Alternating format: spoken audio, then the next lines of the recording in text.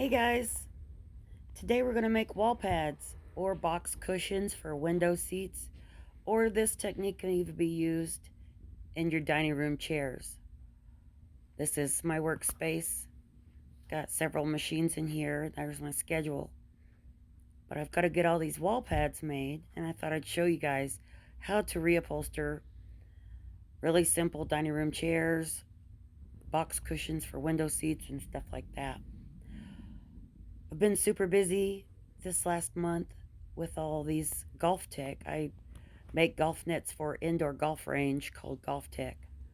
And this 30 baffles, they hit the ball into the baffle and it stops it from bouncing and hitting them and things like that. And they can hit indoors and work on their swing.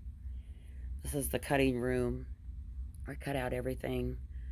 And the grommet machine, which I enjoy that machine for some stupid reason. But I have a lot of skins here. My pads are 24 inches by 24 inches. And so I've added 10 inches to each side of that and cut these squares 34 by 34. That'll give me 1 5/8 inch of pad and board, and it'll also give us 2 inches of seam plus another 4 inches to fold over the back. And so all these, if you get a bigger cushion, you have to take those dimensions into account. If you have any questions about that, leave it in the comments, and I can help you figure what you want to cut your cushion at, fabric at. I've glued the cushion to the backing and set it down and made marks about 2 inches on all the corners, and so that I know exactly where to sew my corners. Here I'm folding the fabric in half, front to front, and grabbing my 2 marks on each corner. And then I'm going to mark it for a sew line and show you which way we're going to sew it.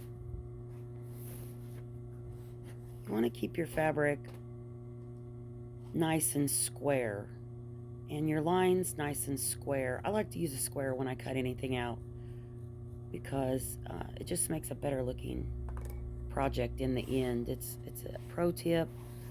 If you're cutting fabric into squares and making boxes, you most definitely need a square. So that's the sew line. I'm going to sew it up right quick.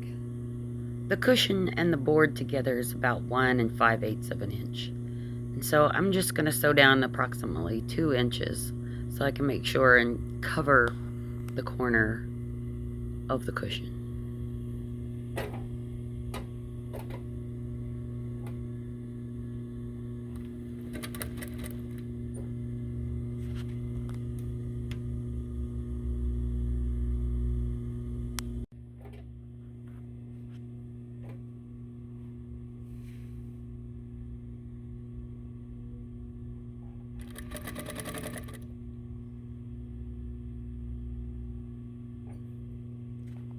It was super awkward trying to sew and record at the same time. So here I'm lining up the edges and sewing the rest of the 4 corners.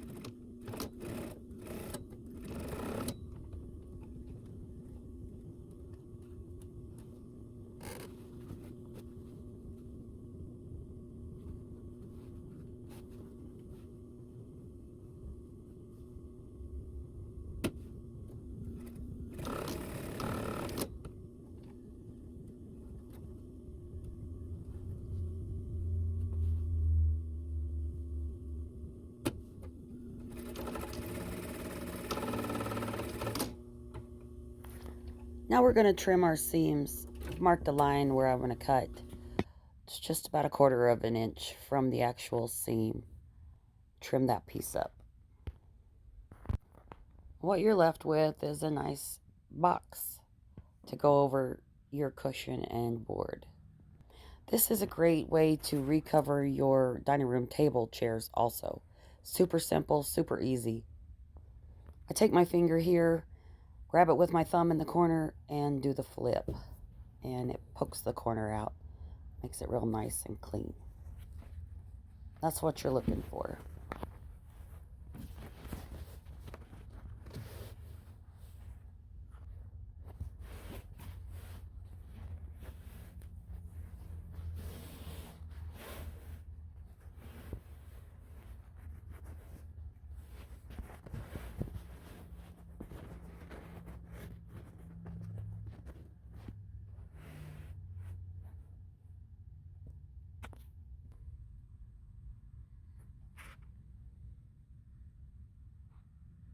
I've glued my cushion to my board and it's nice and dry now, and it's adhered really well. I use a contact adhesive glue that I got at the upholstery supply house. The board's 24 by 24 and the cushion's 24 by 24. And so when I glued it on, I like to make sure you cover up the whole board. You don't want any hard ends. Right here is the seam allowance, and you want your seam allowance to all be facing one way. And that will give you a nice, neat, and even seam for the corner. If your seam allowance is going halfway one way and halfway the other way, it won't make the straight, nice line that you get with it all going one way. That's a pro tip. Always your seam allowances need to go one direction the whole line. Here we're folding the excess down. I've got about 4 inches on each side, and I'm lapping it down about an inch or so and giving it a staple. This is a pneumatic staple gun that we use at work. They work really great. It's hooked up to an air compressor. I'd like to have this set up at my house. I really just use a plug-in one at home, but after using this one for so long, you want to staple a nice, smooth, and even line and trim your edges. I like to go from the top of the seam, not getting into the seam, but trimming from the end of that seam where I stopped up into the staple. You want no waves in your fabric pattern, just a nice smooth pull when you staple.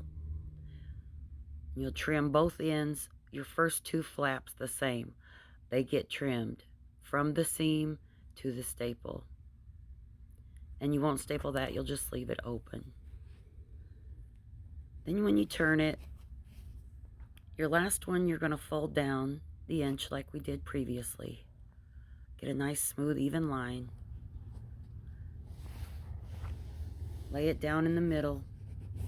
Smooth it out. And then staple. I like to pull gently just to tighten that fabric up. And staple all the way to the side of the other fabric. And you're going to turn it under.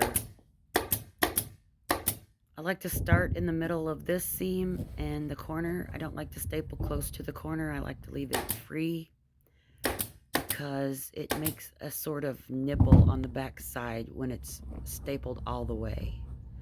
So here it is finished. Like I said, you can use this same process with your dining room chairs.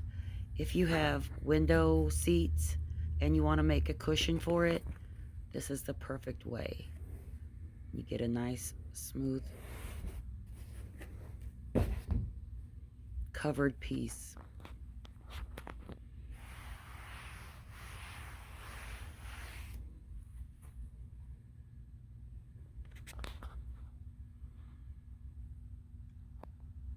Here is a close-up of the folded finished triangle in the corner.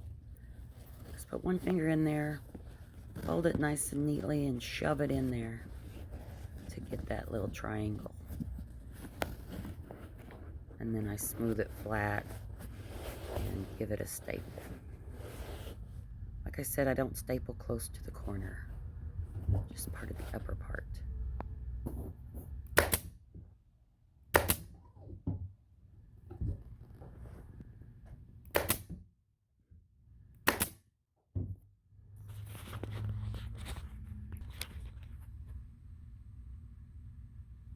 Thanks for watching, everybody. If you have any questions or comments, leave them down below.